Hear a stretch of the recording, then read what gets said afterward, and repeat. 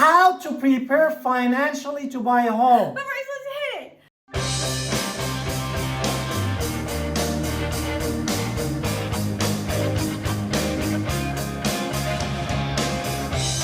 Hi, it's Alan Victoria. Welcome to our Talent Podcast. And if this is your first time in our channel, YouTube channel, and podcast, make sure you subscribe and get notified. Honestly, you call text all the time at 252-327-3357. And why am I laughing? You noticed I was laughing in that little beginning. Is because we started filming this video and we got to 5 of our 10 and we realized, hey, we're not actually filming. So I was really laughing because of us. But yes, being prepared is super important, and that is what we're going to talk about today. And maybe talking about being financially prepared is going to help you buy the home. Exactly. The first thing that you can do on your own is really reviewing your credit score. No? It's the easiest thing you can do, knowing your number. Everybody has a number attached to their name, which, you know, is hard, right? We all have numbers, and it doesn't sound fair, but it's based on our credit history, and we have to know what our credit score is because that plays a super important role in what kind of mortgage you can even qualify for. Exactly. Number 2, reviewing your debt. The second thing, and what stops, the major stop of people who have great credit is going to be how much debt you have. And even if you're a doctor, income does not count in your credit report, but debt counts in your credit report. Exactly. So doctors can actually only get modified homes because they have too much debt. The three major debts that we see every day that prevent people from buying home: student loans, which was my problem; car payments, which is another problem; and then credit cards. Those are typically the 3 major areas that cause people problems. And remember that for each of these loans that you wanted to get, that we're going to get into it, you need to know how this debt to income ratio should look like. Right, so that's super important. Which your professional is going to tell 3. you, which is number 3, talking and getting great advice from professionals. Now, when you've called me as a real estate agent, you told me you want 2 stories, all the bedrooms upstairs and the living area downstairs. That's amazing. I'm so happy to show you whatever house that you want to see. You told me your desire, and everybody has different desires. You might want a condo, a mobile home, whatever it is you're looking for, 2-story, like mansion looking thing. That's great. But understanding when you get to, hey, okay, let's talk to a lender to see what you can afford, and you say, oh, I need to go work on my credit.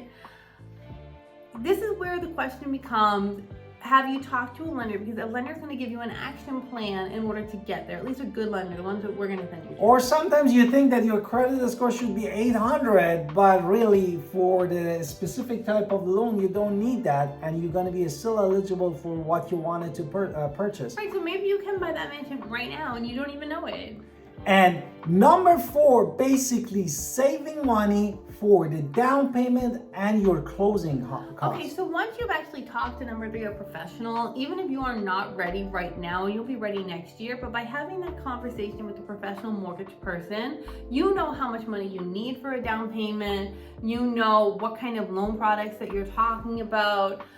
And then your mortgage payment, and if you're saving for it, we save for whatever it is down the line. I had somebody go under contract for a major house, understanding that they're going to buy, this happens more than once, but they understood that next year they're going to need X amount of dollars in order to purchase this home, and they bought new construction so they could have a year in order to get that X dollar. So you can do all of these things once you've talked to a professional and you understand what you need.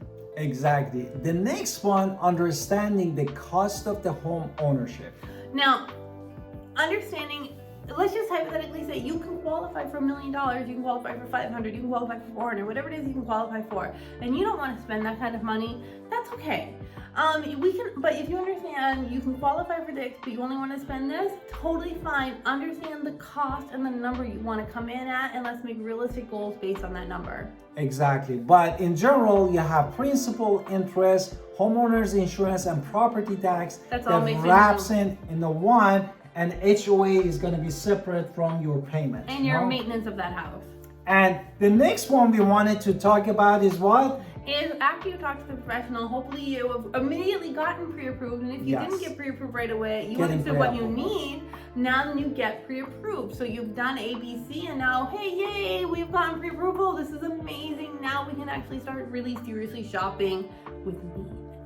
And the next one is really creating a budget, no? Right, so you want to make sure that you understand exactly what it is you're getting into when we are going to buy this home. So you want to make sure that you are prepared to pay for all of these things. Exactly. Or sometimes it happens that you get X amount of the pre-approval, but you base off the what you have in your family and your expenses, you don't want to spend that money. Therefore, definitely creating a budget is really helpful to get you what exactly you want. Okay, next thing is an emergency fund. Always try to have an emergency fund ready for in case something happens. So maybe right after you moved in, something happened, or during the home buying process, X fell through, so now you have to do Y. So having some sort of emergency fund there is going to help you in life and in this purchase. And the last thing that we wanted to mention, that we should have mentioned it actually earlier in the video, was really shopping for the mortgage too, no? Right, so sometimes these lenders will give you great teaser rates on their website and they'll say, hey, we're giving you X%. That sounds great, but then when you actually get into the nitty-gritty detail, there are so many fees attached.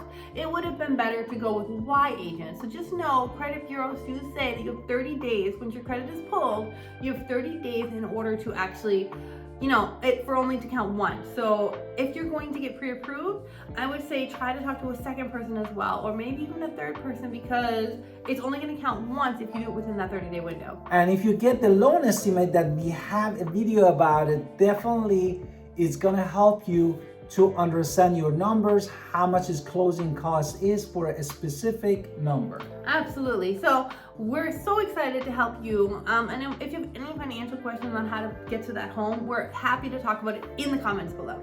252-327-3357 and support our channel and podcast by subscribing. Thank you.